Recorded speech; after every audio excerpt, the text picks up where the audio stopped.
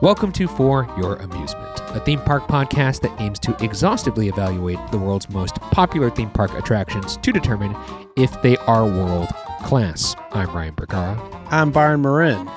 And for today's episode, we are once again switching up the format to a top 5 listing.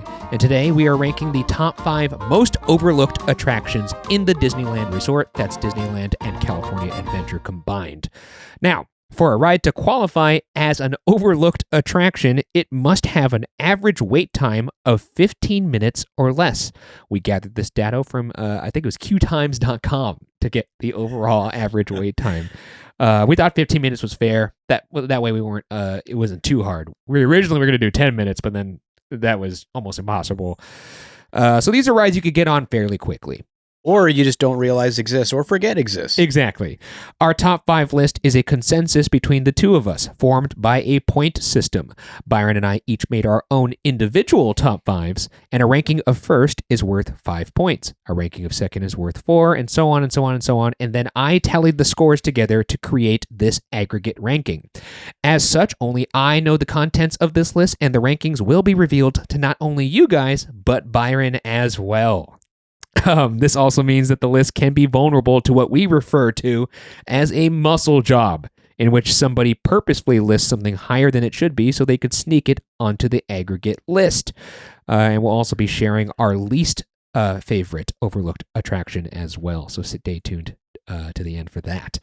And as always, please like and subscribe to keep us alive if you're watching the video version over on youtube.com/@FYApod, or if you're listening to the audio version, subscribe and rate the podcast 5 stars, and consider supporting us on our fourth wall, which is basically a more creator-friendly version of Patreon. You can join our fourth wall and become a park hopper, as we're calling it, by heading to FYApod.com. Not only will it help us keep this madness going, but you'll also get up to 3 monthly bonus shows in addition to the free main show you're tuning into now.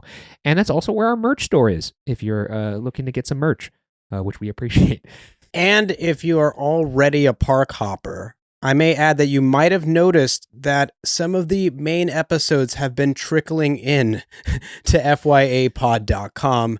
And that's because it's our intention to get all the episodes of FYA Pod up there, all the main episodes, in addition to the bonus shows that you do get up there currently. We want them all to be up there so that you have a chance to listen or watch these episodes ad-free. All right. Top 5 overlooked attractions. Both of us were very excited to put together this list. I thought it was going to be hard, and it didn't end up being that hard, I thought.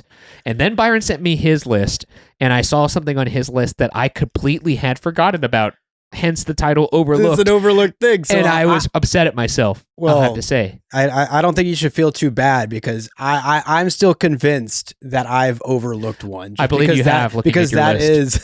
Because that is how this, it is an overlooked attraction list, and I do believe you certainly overlooked something. There was probably something that was just so good and deserves to be so high on this list that even I overlooked it. Yes. Yes, some might say. It's inconceivable how.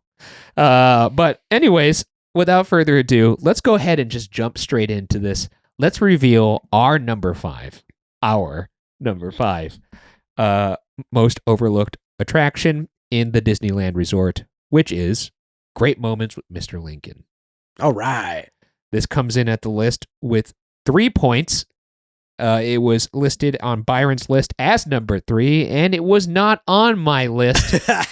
And I was very upset when I saw Byron's list, and I had somehow forgotten Mr. Lincoln. Now, to my defense, I will say that this has been closed at Disneyland for a while, and I just kind of forgot.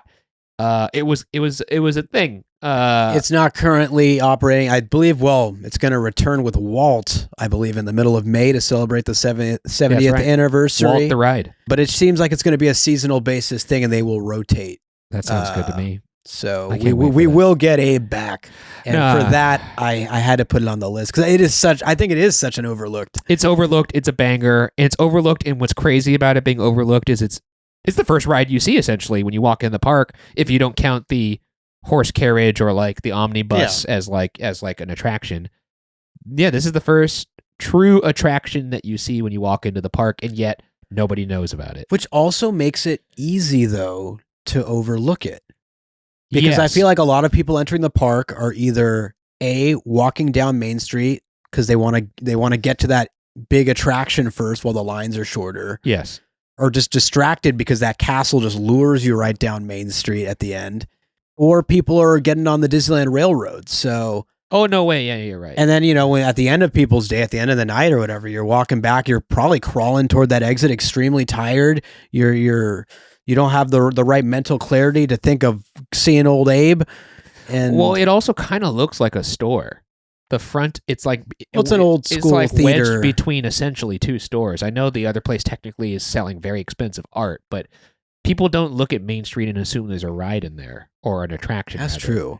Actually, in that building, like one of those conjoining pieces to it, I think that was when I was 8 years old, got my first annual pass photo taken.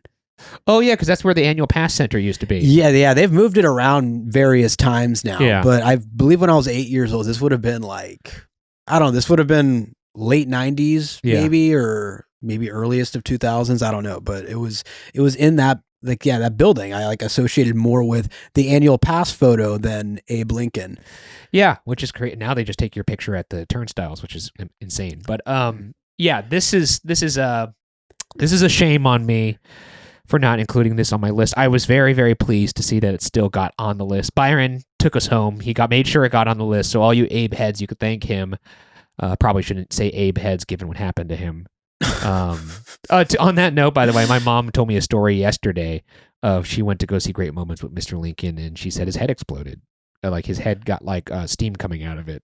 It was like twitching and everything. Oh man, I can't believe she saw that live. Unfortunate. Yeah, because I remember in the early days, right, the hydraulic liquid or whatever that was working would also make it look like he got shot essentially. They were like, this is really realistic. When it didn't. Yeah, I mean, I don't know. Either way, this clearly took theme park tech forward in many ways. Yeah. Being like the first real human animatronic, like this is definitely Defunctland actually released a video recently on a history of animatronics, and this has a very, very featured spot in that documentary. If you haven't seen it, very good stuff as always. Hey, breaking news: Defunctland is good. He makes theme park stuff, and people like it, and making very well researched and entertaining content. No, this ride has a place in history. It will always have a place in history. Apparently, it doesn't have a place in my top 5 list. It's not operating. I think you get a pass on that one. And once again, I deserve the warts. It's bring them on. Overlooked attractions. It's just that's what's going to happen. That's why we're here talking about them. It's a banger attraction. Some of the stuff that it does still is pretty impactful and affecting. Even as a modern day viewer, like the voiceover narration and the music. In all of history, no man was dedicated to this dream more than the 16th president of these United States, Abraham Lincoln. Just the historical value offered by bringing you into the Civil War. April 12, 1861, Fort Sumter. The cannon spoke for war. Civil War, violent, devastating. It's a really entertaining and affecting kind of show. The big thing at the end is, of course, when you get to see Abe Lincoln. And now, the skills of the sculptor and the talents of the artist will let us relive great moments with Mr. Lincoln.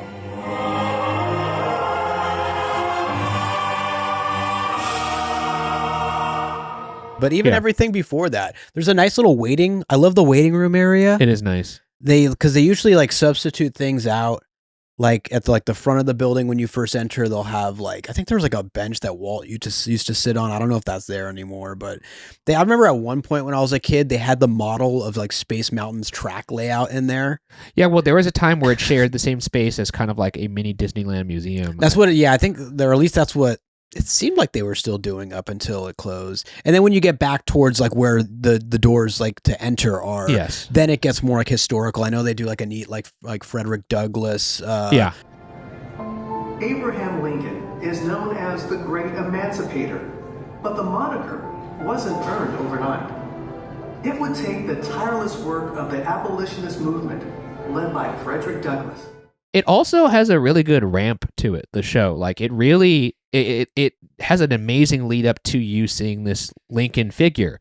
Because a lot of the show is you watching pretty much like a documentary on the screen, and then that disappears and an Abe Lincoln is now on stage. And it's still really, I don't know, I find myself exhilarated seeing this figure move. The bulwark of our liberty and independence. It is not our frowning battlements, our bristling sea coasts. These are not our reliance against tyranny. Our reliance is in the love of liberty. You know, obviously there's more advanced animatronics nowadays, which is why I'm so excited for Walt the Ride when his animatronic goes in there, because that's going to be crazy. Because I still find myself very moved by the Lincoln figure, just because the lead up to it is so strong. Yeah. Also, like, there are so many of this type of animatronic in every Disney ride now, essentially. And, you know, you're like in the case of Pirates, you're on a boat, you float past it, you're like, oh, cool. But you're not really thinking about it from the perspective of like, wow, that is a robot that dozens, if not hundreds of people worked on. It took this much technology to bring it to life. The craftsmanship down to the skin, to the pores of the, you know, like the hair on and pores on the skins, and like to make the eyeballs look realistic and the movements realistic. You don't really think about it from that context when you're on Pirates, because it's part of like a bigger show scene. That's right. But yeah. in Lincoln, it's one of the few shows where they're like, all the onus and attention is put on, look how realistic this animatronic is of this president. So like you really are able to sit there for an extended amount of time and just kind of marvel at the artistry, but also just like the magic of the illusion of this robot. True. You're stationary. You're just there looking straight at this guy. Yeah. For probably like a minute or two. I know. Straight. I revisited this attraction just before it closed because I knew it was going to close for a while, and I was really shocked at how effective it still is, because it's honestly not something I do all the time, but I'm always happy when I do it. So I'm happy for it to return soon. And I'm sad it's not on my list. That's I'll live with that one forever. And when it's a hot day and it's just a little more crowded than you'd like, it really comes in clutch. Also, it's like a great finisher. If you're like, all right, it's a bit of a crowded day, I'll go hit this on the way out. Maybe go to my car now or go to downtown Disney or something. Actually would fit really well into a gentleman's exit. It would fit well into a gentleman's exit, which is, of course, exiting the park before closing and not trying to get every last bit of park time. Not forcing the chef to cook a meal into extended time. Not getting in line at 11:59 p.m. when the park closes at 12 a.m. It's funny that we call that a gentleman's exit when in reality people just call that an exit. That's typically when people leave. People don't usually stay till 12 a.m. But for us, that's like we're behaving ourselves. We're leaving before park closing. That's number 5. Great moments with Mr. Lincoln. Shout out to Byron for doing the right thing there. I do what I can. Okay. And hey, I also do what I can when it comes to taking care of my body, which is why Factor meals really come in the clutch when I'm looking for a tasty and nutritious meal, but don't have the time to cook something up from scratch. Say, are you also ready to optimize your nutrition this year? Because Factor has chef-made gourmet meals that make eating well easy. They're dietitian approved and ready to heat and eat in 2 minutes, so you can fuel right and feel great no matter what life throws at you. Factor arrives fresh and fully prepared, perfect for any active, busy lifestyle. There are 40 options across 8 dietary preferences on the menu each week. It's easy to pick meals tailored to your goals. Choose from preferences like Calorie Smart, Protein Plus, or Keto. I personally love going with Protein Plus, just the way my exercise routine's going so far. I need that extra protein in my diet. So once again, Factor really coming in clutch with that. Factor can also help you feel your best all day long with wholesome smoothies, breakfast, grab-and-go snacks, and more add-ons. Reach your goals this year with ingredients you can trust and convenience that can't be beat. Eat smart with Factor. Get started at factormeals.com/FYA50 off and use code FYA50 50 off. That's FYA50OFF. No spaces there. FYA50 off to get 50% off your first box plus free shipping. That's code FYA50 off at factormeals.com/FYA50 off to get 50% off plus free shipping on your first box. Moving on to number 4. The number 4 most overlooked attraction, or the number 4 best overlooked attraction, rather, in the Disneyland Resort is the Tiki Room. Now, this was number 2 on my list, not present on Byron's. That's correct. Interesting. Did you overlook this one, or was this a purposeful omission from your list? No, it was the first one that popped in my mind. And then I realized, wait, this is popping in my mind too fast. And I got cold feet. I didn't know. I'm like, I understand the wait time's really short, but it's like the first thing you see in Adventureland. It does hold hundreds of people like per show. I know they don't fill the theater. I was about to say, in theory, it holds 100 of people. I'll put it this way. I am glad it's on the list. I'm glad we like to talk about it. I think a lot of people know, like, I don't know. I was kind of like in limbo of like, do I consider this overlooked or not? Like, I know I overlook it now as like a theme park fan that's been to Disneyland so many times. But I feel like my earliest days of going to Disneyland, it was like a must do. And I think a majority of people who go to Disneyland don't get on this ride. That's fair. And that's, we had a friend of Samantha. So yeah, her first time doing Tiki Room was with me like a couple months ago. So yeah, it's clearly a ride that not everyone is like it's a must do. And I mean, that's also a side effect of Disneyland Resort having the best lineup in theme parks, in terms of just being stacked and the variety of options offered. So it is at the beginning of Adventureland, but it's not like overtly screaming at you like this is an attraction, because it's like behind the Dole Whip stand. There's not usually a lot of people waiting in that waiting area to get into the show. And even if there are, there's still the thought of like, oh, a lot of people are getting Dole Whip. Yeah. Which I now know they don't even have that line active. You have to mobile order or go into a Tropical Hideaway. But or a lot of people are just beelining it straight to Indiana Jones. Yes, or Jungle Cruise. Or, and by that point, then they've already passed Tiki Room at that point. So they certainly have. You're going to backtrack to go get Tiki Room? Like, no, I respect it being on the list. I was back and forth if I thought it was so obvious that maybe it wasn't overlooked, but I could see, I'm glad it's there. I think it deserves to be on this list. It's a classic attraction. I should have put it on there. I think you should have. It's a classic attraction. It's got Walt's fingerprints on it, so much so that it was owned by Walt for a period of time. Well, the quality of the attraction for sure deserves to be on this. Yes. If you're going to consider this an overlooked, it should definitely be on this. It's a full scale production, a show with classic music that will be trapped in your head forever. There are parts of it that lull a little bit, and that's fine. Not everything has to be 100 miles an hour every single second. And if anything, it's a great reprieve from like the sun or something, or a busy day walking, because it's a nice little it's like 15 to 17 minutes or something like that, which is a nice amount of time.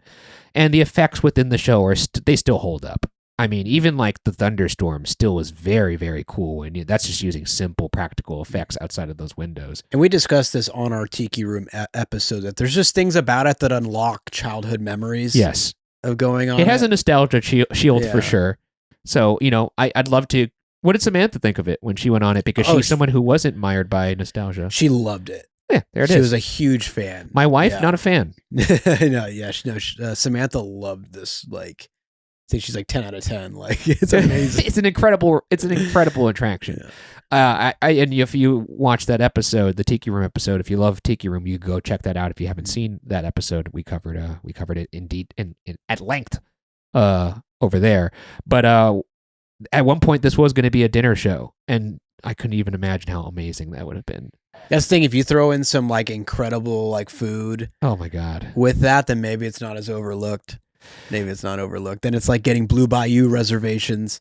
And you know what's crazy is it qualifies as overlooked because it's under a 15-minute average wait time. I know whatever the time of the show is. And I also realize there's probably people being like, but everyone knows what the Tiki Room is. I could tell you anecdotally that the last 10 times I've been in here, it's not even a quarter full. Like, the theater is pretty empty. Like, And yeah, it can hold hundreds of people, and they run like what, at least a few of them an hour. yeah, they have to be like, well, we got to. So it still takes, I think, hundreds of people an hour. This has really good capacity. If 100 people show up, which they won't. Hey, you know what? The last couple times I've been in the Tiki Room, I've been actually pretty impressed. Yeah, it's a fun time, but no, a classic, and it deserves a spot on this list. Way to get it on there. we had to look out for each other on this one. Here's number 3. Oh, God. The number 3 best overlooked attraction at the Disneyland Resort is PhilharMagic. Mickey's PhilharMagic. Yeah. This was not on my list, Aw. and that was purposeful. What? Come on. Byron had this listed as his number... No, wait a second. I just realized this is actually tied with Tiki Room. Both of these are with 4 points, so I guess it's like 3A and 3B. Byron had PhilharMagic number 2. I had Tiki Room number 2. So I'm willing to concede Tiki Room to be ranked higher than PhilharMagic if you'd like it to go that way. I mean, I think that's what the right thing is, but that's only if that's in your I'm heart. good with it. If we're considering Tiki Room an overlooked attraction, it's better. I would say it's just off the top of my head. It is better than Mickey's PhilharMagic. Okay, then Tiki Room will be number 3. Is PhilharMagic more overlooked than Tiki Room? Absolutely, absolutely. We'll keep all this in the edit, so like it'll be a little convoluted, but basically now the order is 5 Lincoln, number 4 is PhilharMagic, and number 3 is Tiki Room. But let's talk about PhilharMagic right now. The number 4 best overlooked attraction at the Disneyland Resort, according to Byron. Yes, it's number 2 for me.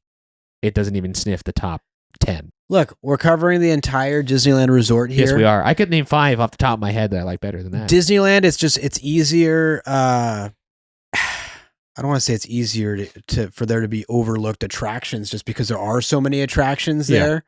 So I guess it's easier to overlook some stuff.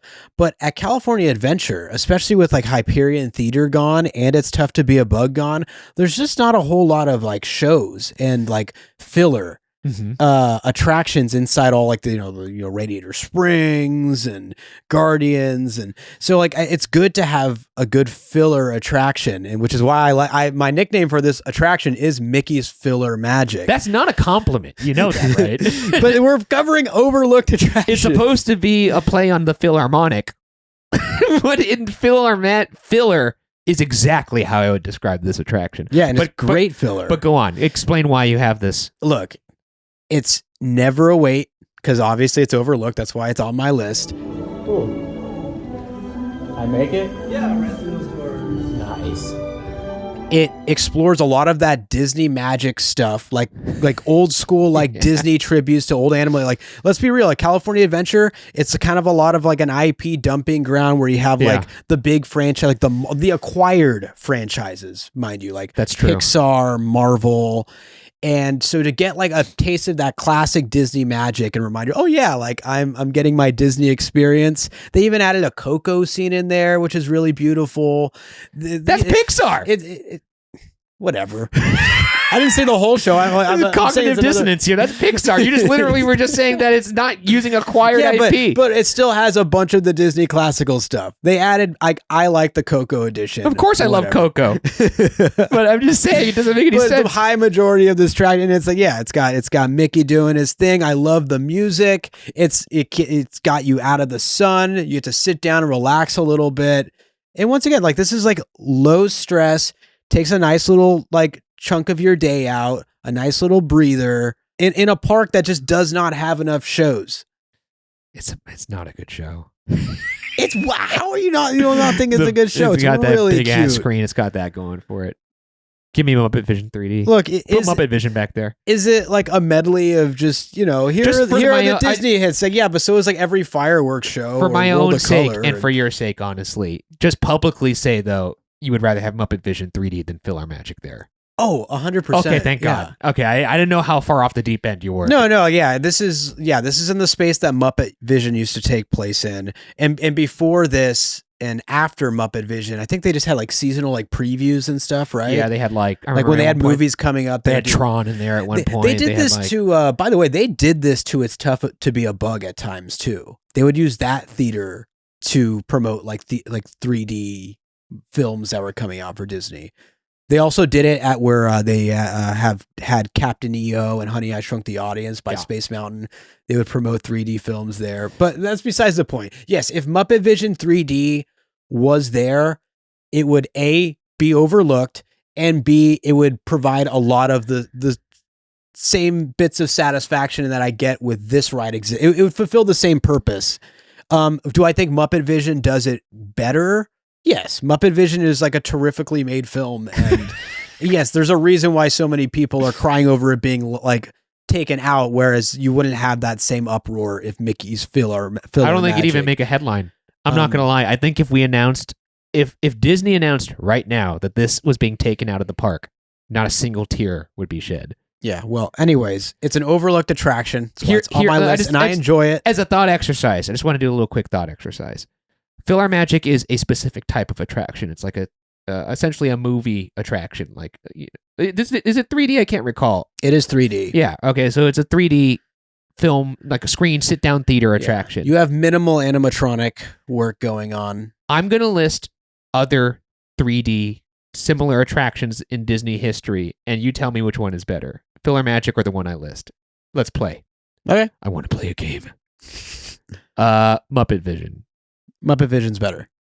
Honey, I Shrunk the Audience. Honey, I Shrunk the Audience is better. Captain EO. For me, Mickey's PhilharMagic. That's. I'm sorry. I'm not a huge Captain EO fan. I'm sorry. Oh my god. I don't hate it. Like, I don't think it's bad. Like, but I think I enjoy it. Bug's Life. Oh, it's tough to be a bug. Yeah, it's tough to be a bug. I'm taking it's tough to be a bug. Yeah. I like the spookiness of it. I think I think it has more animatronic. I think, too. yeah, I mean, and that's pretty much it. I think of all the types of. But I enjoy all of these shows. Yeah, but this is the worst version of all of those. It is. And yet it's still rocking in multiple. I don't know how parts. it's the one that survived. It's crazy to me that it survived. I have enjoyed the PhilharMagic in like 3 different corners of the world. That's I insane. don't know corners of the world, but I've done it at the original one in Disney World. I think that's the original one. I've even done it in Tokyo. I did the PhilharMagic in Tokyo, Jesus and of Christ. course, I do it whenever I get a chance here. Yeah, once you need to get your fill of it. Anyways, that's number 3. So let's move on to number 2. The number 2 best overlooked attraction in the Disneyland Resort is the Disneyland Railroad. You think that's overlooked? It's 14 minutes. There are like rides that have like incredible enough capacity though. Like It's 14 minutes. I don't consider that overlooked though. I just consider that to have amazing. That's the parameters of the test. It's 14 minutes. To me, I just figured that if it was over 15 minutes, it would disqualify it from entering. But I could choose to have stuff off the list if it's under 15 minutes, and I still don't think it's overlooked. I don't think so. It's like right in your face. It's the first thing you see when you enter Disneyland. Yeah, but so many people don't get on it. It could take like probably thousands of people an hour. Now, I will admit, I put Disneyland, here's how I wrote it in mine. Disneyland Railroad Grand Circle Tour. I'm talking going all the way around so that you get everything. And I think that's noteworthy. And do you think it's kind of like cheating that it's a 14-minute average wait time when like there's 4 different stations that you can go wait at? No. Because if you were to add those all up, I bet the average wouldn't be 14 minutes. Well, why would you add them up? That doesn't make any sense. I'm just saying there's 4 different places. It doesn't matter. It's under 15 minutes. Regardless, I don't find this to be an overlooked attraction. Well, it is according to the rules that we established. No, I think it just has a high capacity. That's crazy, dude. Everyone goes on the Disneyland Railroad. No, they don't. Really? No, they don't. No, most people don't go on the Disneyland Railroad. I think you're like conflating like normal people with sickos. Like I bet you that like first off, I don't think Mari, my wife, who likes Disneyland, had been on it before I took her on it. Walt would be so offended right now. He built this park. Yeah, because Walt is obsessed with trains. Obviously, Walt would be upset about that, but no one cares. Like, no one's stoked to get it. Like, honestly, I think most people walk in, see the train station, are like, "Oh, that's cute." It's like decoration, essentially. I mean, I didn't feel that way as a kid. But then again, I loved trains as a kid, so I don't know. I mean, there's other things that are in your face too, like the horse buggy on Main Street or the red trolley car in California Adventure. I don't think everyone's getting on those. You know, that's a good point. Chime off in the comments if you think this is an overlooked we had train. a definition that we both agreed on. Under 15 minutes. I told you when we agreed on this that it didn't mean that I would think that it was an overlooked attraction just by it being under a certain average wait time. And I just said that something that had over a 15-minute would have no chance of making the list. And I actually asked Byron in indirect ways if this was okay. If you recall, Byron, when we were having lunch before we recorded this. If it has wheels and blows steam? No, I said, look, I think we should disqualify the Fantasyland rides, the Fantasyland dark rides for being overlooked because they are in your face. It's like Snow White, for example, is under 15 minutes. Pinocchio's under 15 minutes. Yeah, but see, that's the same deal, though. I don't consider those to be overlooked. But I asked you, should we disqualify those? And you were like, no, that's fine. You said that. Well, I didn't put them on my list. But you said it was fine. Sure. All right. Which one's on your list? None of them. Okay. The railroad is, though. All right. Well, hey, look. I think railroad was number one for me. Tell you what, you have a right to have it on your list. It's on the list. It was, I guess it's pretty high on this list. It's number one for me. Yeah. It was not on your list. No. That's crazy. I love the railroad. And I love it so much. I guess I didn't. Given the definition of the test, overlooked. It has to be on there, given the definition of under 15 minutes. I don't know, man. I see so many fucking people waiting to get on this railroad. Yeah, and most of them are there just because they don't want to walk. Like, no one's getting on the Grand Circle tour. It doesn't matter what the reason is. It's obviously it's not overlooked. Disneyland Railroad Grand Circle Tour. Like, you got to do the whole thing. And I could bet you that how much percentage of people that go to Disneyland would you say do the Grand Circle Tour and their visit? The Grand Circle Tour. Okay, I'm going to extend an olive branch here. I do think the Tomorrowland, specifically that Tomorrowland station, is greatly overlooked. I don't think people make it to that point. Yeah, the Toontown one too, as well. Yeah, you see a bit more traffic there though, just because it's near Small World exit of Toontown. Whereas Tomorrowland's is like, you don't associate a Disneyland Railroad with Tomorrowland, and it's like awkwardly tucked back, like behind Autopia interventions, like in that little alley back there.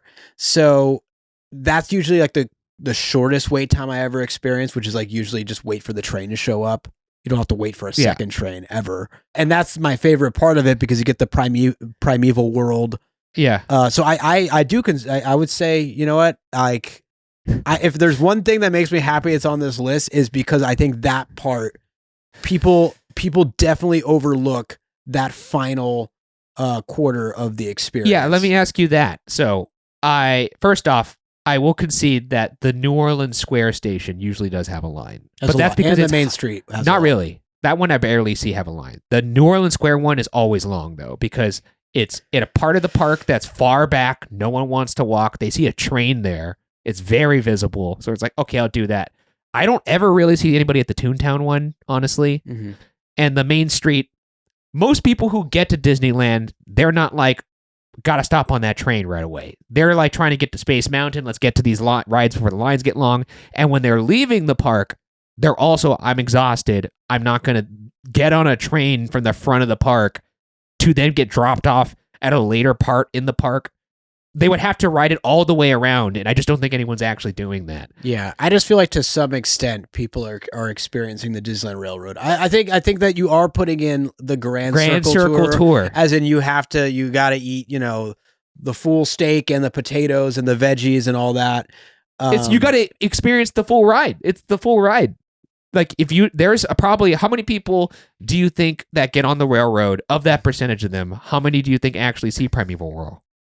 That's what I say. I think that part. I do believe that part is very much overlooked. Like under 50%, right? Like at least.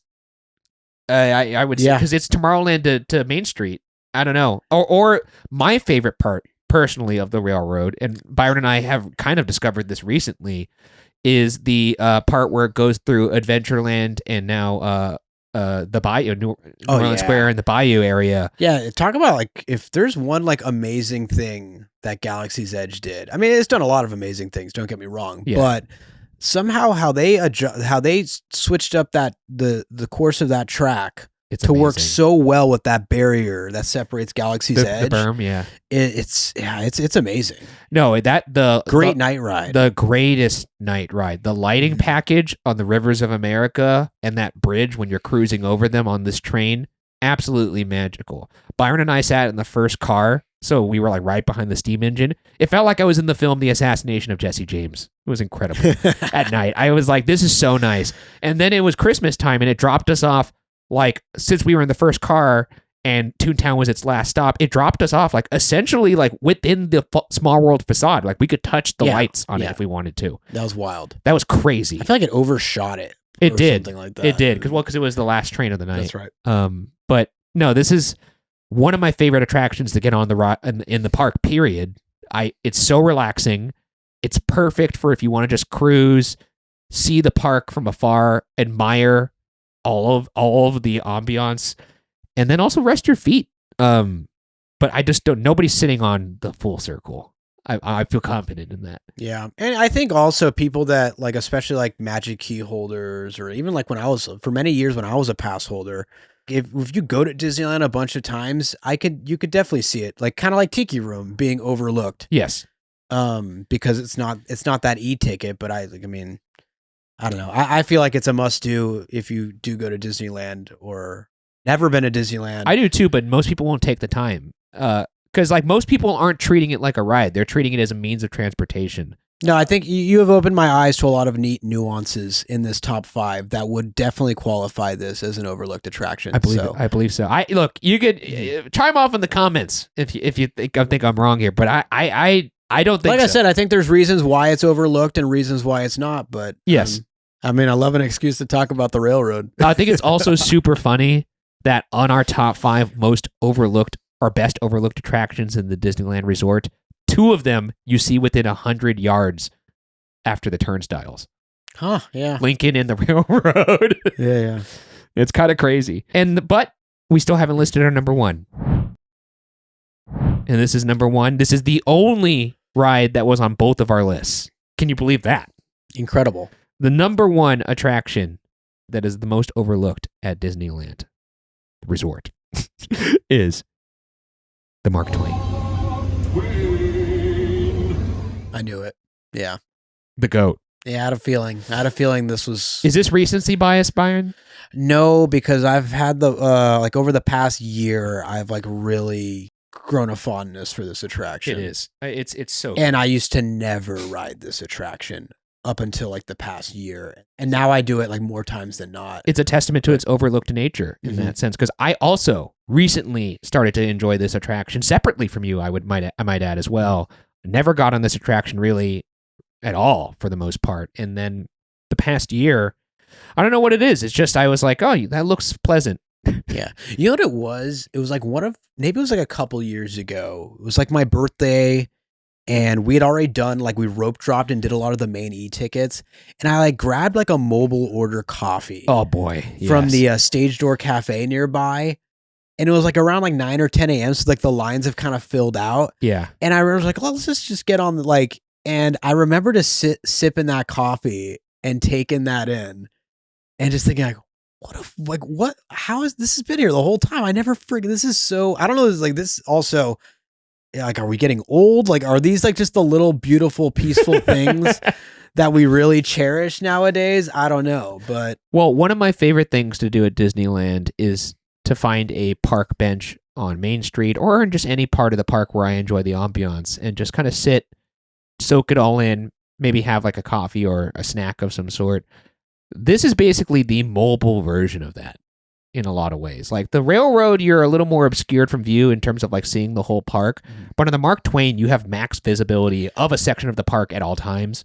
Like throughout the boat too. Throughout the boat. And there's different vantage points on the Mark Twain that you could curate. You could choose where you sit. There's different levels. Yeah, it's you're going to have a good view pretty much no matter where you are in this boat because it has room for so many people and it has so many vantage points.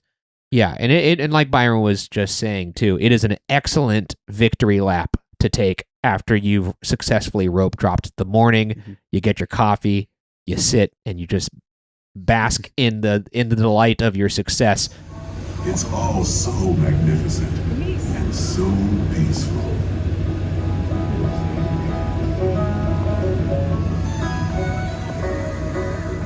Much like Thanos at the end of Infinity War when he's perched atop that hill. Just at a job well done. A grateful universe. A grateful universe for me, rope dropping. Or as we've done recently, we've done a couple magic hour or sunset hours on the Mark Twain. Sunset and on the that's Mark also Twain. really very great. Nice. But yeah, for I think the majority of people that go to Disneyland, an overlooked attraction. No, for sure. My mom, who is the OG theme park sicko and got me into all of this. Byron and I went to Disneyland with her, me, Byron, and my mom 2 days ago. And we were like, we should get on the Mark Twain. And she was like, oh, I don't know if I've ever really been on that. And I was like, you have, but you don't really remember it maybe. It was a while ago.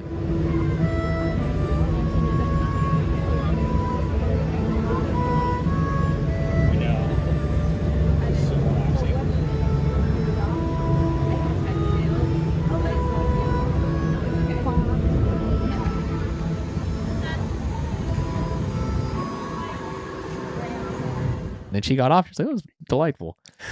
I'm almost hesitant to say this because I don't want it to become a popular thing. I know. Should Should I not say it? I think we appreciate you all enough to let this cat out of the bag. But we recently discovered this too. That's another thing about this. I've been getting on this kind of off and on, not a lot, obviously, as I just mentioned, for the entire time I've been going to Disneyland, and the fact that I could still discover new nooks and crannies and viewing areas on this thing to this day is kind of a testament to its greatness. But it happened by just accident. Byron and I got on to the boat late. This was, I think, a sunset ride. And we barely made it onto the boarding before they closed the gate. And we just walked on, didn't go up the stairs, walked to the front of the boat. And we just saw 2 chairs available because on the lower deck of the boat, there's chairs at the bow. And they just kind of, are, flanking, sitting parallel to the railings. So you basically get a front row seat off the bow of the boat. And it was incredible. Like, it was so relaxing. It was just amazing. Just sitting there with not really that obscured of a view. And you could kind of lean against the railing if you want to. But you're sitting down. You're just feeling the wind in your face. And yeah, it's a fantastic vantage point. We did it again with my mom. Just beautiful. There's just something about sitting there and having that coffee is oh man. The only thing that could make it better is if you could get a cold cruiser on there. If you could have a beer sitting on that bad boy, holy moly. You never know. You never one day. I hope they keep those chairs though. Yeah. And by the way, like, no guarantee. Like, you should still, if you really want the chairs, you should probably be in, at the front of the people front entering, left, especially if a larger party. We kind of lucked out that time because we only had 2. So yeah, because I will say when we went on with my mom a couple days ago, we were among the first on, but people had already rushed to grab those seats. Mm-hmm. And I realized we went through the center gate. There's 3 gates that they let you through at Disneyland to get onto the Mark Twain. There's the center one and then the left and the right. The left one allows you to go straight to the chairs. Yep. Whereas the center one routes you to the staircase and you kind of have to like loop around, which is why we lost. Yeah, and then you bottleneck. Yeah, so you want to get in the left gate and then you get on those seats and you're gonna have a magical time. I guarantee it. But no, that ride is amazing, and we haven't even talked about night rides on it, which, as we mentioned before when we were talking about the train, that lighting package is amazing and hard to do with the night rides because you usually have Fantasmic coming around, so they close it a bit earlier. So, but you get a couple hours of like window time probably. It's great. Yeah, to get that night ride. And you get a great view of that. One of my favorite animatronics in the entire park. It's not even an advanced one. It's a little beaver. Oh yeah, gnawing at that support beam. There's a support beam of the that is on the bridge of the train, and you can only see this when you're on the boat or even on the canoes. There's a animatronic beaver that's done some damage already to one of the support beams and is gnawing away at it. That's a nice little chunky guy down there. I love a beaver. There's a lot of really neat things with this attraction. Maybe we'll dedicate an episode to it. Who knows? Yeah. But yeah, I think it's a very fair number 1. And it was the only one that was on both of our lists. Mm-hmm. Like I said, it might be recency bias because we have recently both grown to love this attraction, but I do think it's fair. Yeah. I did have the railroad above it, though. Yeah, I got that. I registered that. Clocked it. Yeah. But that being said, that's the list. Not the abomination that the Walt Disney World boat rides one was, probably, but Not quite. No. but let's move on to some honorable mentions. This is one ride from each of our lists that were, on our personal lists, but didn't make it onto the aggregate official list that you guys just went through. So, Byron, let's start with you. What is your honorable mention? This is pretty lame. I'm going to go with, and once again, this is not for me personally, but this is more for just objectively. I got to go back to California Adventure, and I'm going with the Redwood Creek Explorer Trail. What? That's right. Why? People seem to really like it. I enjoyed it when I was younger. Have you been in it recently? No, but it seems like it's like a really, seems like parents are very pleased with taking their kids in there. Yeah, because they It's a get nice, their kids to peaceful run area. around without lines, and they get the energy out, and they could just kind of take a break. Yeah, so it does its job. Look, it's overlooked. I get it.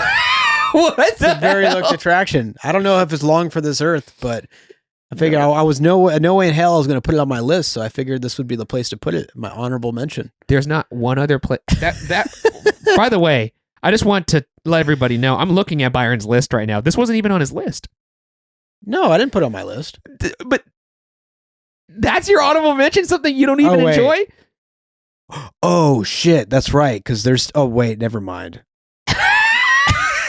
Unbelievable. I forgot there's stuff on my list that didn't make the list. That's crazy. Okay, there's stuff on my list that didn't make the list. We're going to stay in California Adventure, though, and I'm going with Silly Symphony Swings. I can respect that one. I think it's a very overlooked attraction. Wait time's generally low. And you know what? Surprisingly, and I rarely ride this anymore when I go to California Adventure, and then the few times I do, I'm reminded of like, oh, that's like actually a really fun time. Yeah, I mean, it is something you could ride at every fair in America, essentially, but That's probably why I overlook still it. thrilling, still fun. Yeah, it's just like a beautiful view. Got the wind in your face. Oh, and you know what's also really fun is like your friends are usually swinging around by you. Yeah. So it feels like this fun collective effort. You could also ride in the duo seat. There's a two-seater, that's right. and that's really fun. Mm-hmm. And you got some some good classical music, I believe, from the actual cartoon Silly Symphony. Silly Symphony Strings, great alliteration title. Always a big fan of that. I used to ride this even when it was the Big Orange. Orange Stinger. Yeah. That was also a really fun time. Yeah. That's Byron's honorable mention. Here's mine. Let's see. I mean, the only one, it's tough because I had two that didn't make it onto the list. And one of them is actually higher than the other, but the other one is the one I want to mention. And I think I'm going to have to go with the canoes. Okay. Davy Crockett's Canoes. All right. Now, the reason why I'm going with this is it gets you the aforementioned views of the rivers of America that you would get on the Mark Twain, but it's a completely different experience in that it's active. Everybody has to participate. In fact, you will get shamed if you don't participate by, I guess you could call it the skipper, the canoe master, because you are actually rowing these canoes. That's people that when I bring friends onto this, they are shocked that you are actually having to row these bad boys. They put you to work. They put you to work, and they make a they make a mockery of you if you don't. But it's really fun. You can splash each other. I think this may be one of the most unique experiences, not only in this resort, but in theme parks in general. What other theme park's going to let you be the motor and operate a vehicle like this? I'm actually surprised they still do it. I feel like there would be some liability issue or something. Some hazard, like the amount of times I'm like, oh, like be careful, don't bash the person in the face behind you. Yeah, I know. With accident. your paddle, yeah. It's just a giggly, fun time. You get a little exercise in. Maybe you had a little bit too much popcorn or something like that. And get on these canoes. Work off some of those calories. It's not for everybody. Not everybody wants to work, which I get. But if you want a unique experience and a unique view of the rivers of America, but also just of like New Orleans Square and Adventureland and Frontierland, it's hard to beat this in that sense. But yeah, that's my honorable mention. Let's move on to some dishonorable mentions, Byron. This is where we list one attraction that we believe is the least enjoyable overlooked attraction, and there's probably a reason why it's overlooked, because it's bad. So Byron, let's start off with you. What's your dishonorable mention? You know, I think I'm switching mine like right here on the spot. Oh, cool. Shit. I'm going to go with that entire like animation academy building. That was actually my runner-up. At California Adventure, because I was considering Sailing Ship Columbia, because I feel like it's just a downgraded version of Mark Twain. It traverses the same path, but it's not nearly as enjoyable because just the nature of how the ship is. There's no shade. Yes. Seems like they barely operate it. I don't know. Yeah. But animation, this is an area I used to love. Like in terms of like, if it was like a hot day and you needed like time to create some good filler. Yeah. This was like the shit, like upon opening years of California Adventure, even until like fairly recent years. Because they had that Sorcerer's Workshop area where you could kind of like design your own little animation reels. Yeah. You could actually, it's like they had like these mini karaoke kind of setups that are themed like Little Mermaid, where like Ursula takes your voice or whatever. But essentially you would be able to like lip sync with the character, like the actor or the animated characters of these Disney films, and they'd supplement your voice in there. Yeah. Same with like they do for musical numbers too, which was like super neat. They had this like Beauty and the Beast area where you'd have the book and like you basically figure out what Disney character you are. Yeah. Do you ever play that one? I did. Yeah. It was fun. Where I was like, yeah, like you a lot of people ended up being villains because like one of the questions it would ask you is like, oh, like would you rather have like nice people over or eat nice for people, lunch? or have nice people for lunch. Yeah. So I've loved that interactivity, but like slowly over the years they like conceded some of that space to meet and greets, and now I think it's at a point where there's like little to nothing of it left. No, I think the Sorcerer's Workshop is gone. It's like completely gone. Like it's cool that they still have like the animation like academy part, like where like you could draw with an instructor. I always feel really stupid when I'm in there. I can't draw for shit. That's actually was my runner-up honorable mention was Animation Academy. Because I think that, like the canoes, is one of the more unique experiences you could have in a theme park. Like what other place are you going to be able to have an actual Disney artist give you like a tutorial on how to draw a character and teach you how to give you a basic drawing lesson like to an entire crowd. Yeah. So I think that's a really bright spot in a building that has otherwise like really lost its value. Yes. It's still a nice, like if you're able to get a seat in there, which is kind of hard because I've noticed a lot of people still retreat into there. Yeah. To escape heat, just to go sit, because they have like that wonderful like projection, like that. It's like that main hub, like lobby inside there. Yeah. Where they like play the classic Disney songs and they have the neat projections. It's kind of fun while you wait for your, I don't know. Turtle Talk with Crush. They have Turtle Talk. I haven't done that in a while. I'm not crazy about Turtle Talk, to be honest. When I was a kid, I loved it, and I recently took Mari in there. I was like, oh, I used to love this as a kid. Maybe it'll be fun, because it was one of those packed days. And within 5 minutes, I was like, this was a mistake. Yeah. This is clearly for kids. I'm not enjoying myself. But overall, this building as a whole, I feel like has really lost its muster. It's like really a bummer that some of those like really neat interactive, that whole sense of play has been diminished. But hey, like, the Animation Academy, if you're not horrible at drawing like I am, I could still see that being like super fun. I mean, I'm bad at drawing too. I just liked how they kind of showed you how to draw basic shapes and or like human faces and stuff like that. But that is your dishonorable mention then. Yeah. My dishonorable mention is Mickey's PhilharMagic. And I wrote that down before I got your list. That's why when I saw number 3 on your list, I was laughing. I genuinely think this is one of the worst uses of space in the entire resort. Really? Yeah. What would you put in there? Any of the aforementioned shows. So you just put you substitute another show. It's a bad version of any of those shows, yes. They should just make that a rotating carousel of all the previous 3D films. I'll tell you what. If, I wouldn't mind that, but I do like, because how like Disney's like tease, like, oh, we're going to try and like preserve the film or whatever for Muppet Vision 3D. Yeah. And like utilize it elsewhere. I'm afraid they're not going to do this here because everyone feels like Hollywoodland is just not long for this earth. Yeah, it's going to go soon.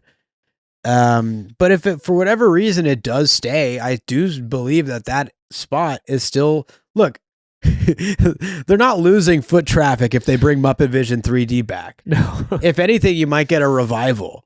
I think so. Will they do it? Probably not. But if that happened, I wouldn't be upset. I'll say that. I just don't think there's anything unique about this show at all. I really believe that. To me, it's like they took the essence of what Fantasmic is and distilled it down into less time and not as good execution. Yeah, it's a medley. But you don't... It's cookie cutter shit. I don't know. It's cookie cutter. This is like a brochure of Disney. It's like a propaganda reel. I still think it's really funny and cute that Donald is just getting fucking worked throughout this. And he's basically chasing this hat through all the classic Disney films. I think it's a cute way to do it. And I don't know. Fuck you. I enjoy this. All the abstract parts of Fantasmic or even Fantasia, none of it is in this. It's just like, here's the hits.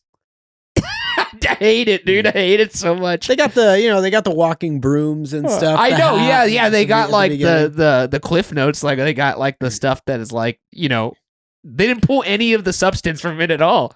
I don't know. I just think it's such a waste of space. And I'm gonna be excited when it gets leveled for what's it called? Pandora. For Pandora. It's gonna be the opposite of when people like protested when Mr. Toad's ride got taken out of Walt Disney World and like tried to prevent it from happening. I'm gonna be there helping with like a pit, like with my own like sledgehammer.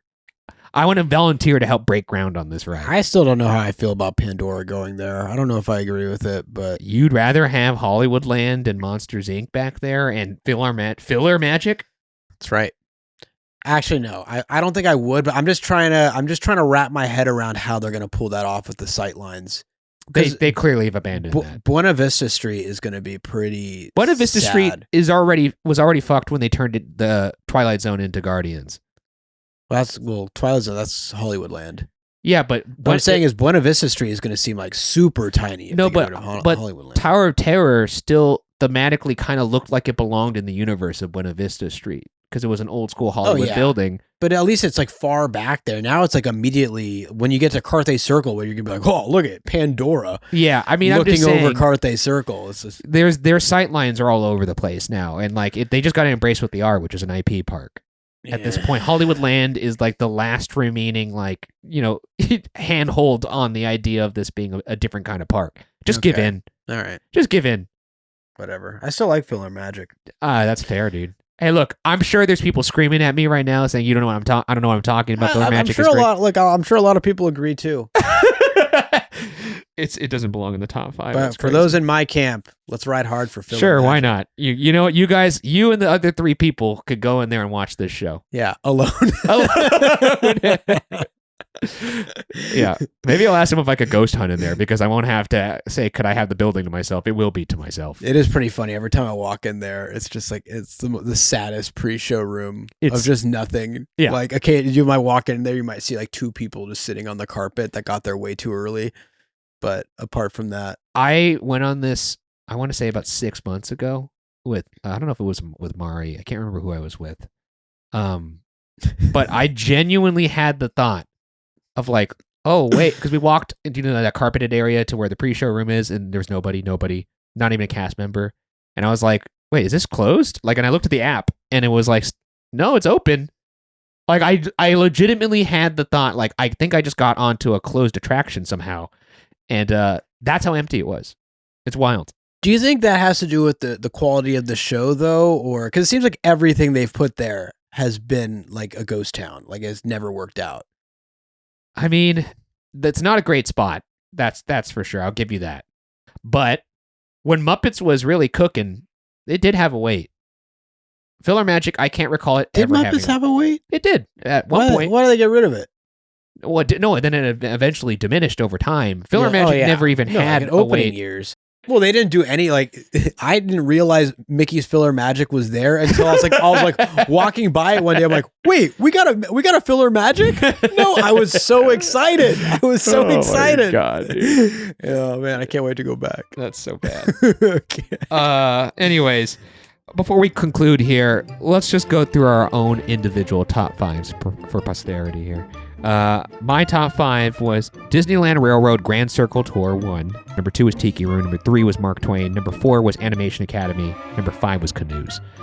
I will admit those last two, I think that's more like an objective. Like these are obscure experiences that are different than anything. You know, I don't know if I necessarily like. I would rather get on Winnie the Pooh, or Lincoln, or not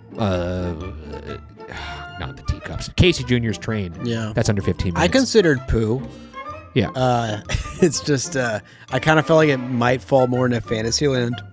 Dark ride territory. You did put Pooh because here's Byron's top 5. Number 1 is Mark Twain. Number 2 is Mickey's PhilharMagic. Number 3 is Great Moments with Mr. Lincoln. Number 4 is Silly Symphony Swings. And number 5, Winnie the Pooh. Yeah. Many Adventures of Winnie the Pooh. Never mind, I did it. I would probably put that over the 2 I listed as 4 and 5. But I was trying to be more objective and be like, these are interesting experiences you could get, and for no wait at all. So that does it for the list. That was a fun one, guys. Hopefully you have some overlooked attractions to get on that maybe you haven't heard of. I'm imagining not the railroad probably isn't that, to Byron's point, but I will say that, or if you feel like any that we overlooked. That's after true. all this. If somebody's out there is gonna really ride hard for Jumpin' Jellyfish or the Golden Zephyr. Yeah, that's right. Which is arguably the worst ride in the entire resort.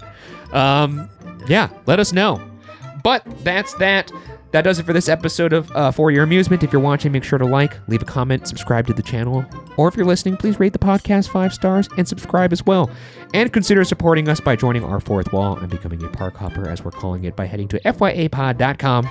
As mentioned up top, it'll help us keep this madness going, and you'll get access to up to 3 monthly bonus shows in addition to the free main show you watched and listened to right now. You'll also find our merch there. And thank you to all of those who are already park hoppers over at fyapod.com. Here's 10 names of e-ticketers that we'd like to thank. Park Artist, Too Many Watchers, FYA Hole, Podunk Landing, Muther of Corb, which appreciated your contributions to World Class Kangaroo Court this past one. Jaja Blanks, Mitchell Kogan, TL59, Mandalee 00, Emily Denise Bones. Thank you to all those folks. Follow the pod socials at FYA Pod everywhere. I'm at Ryan Bergara everywhere. And Byron is at Byron A. Marin across all socials. Thanks for spending your time with us. Enjoy the rest of your day, and we will see you guys on the next ride. Bye-bye.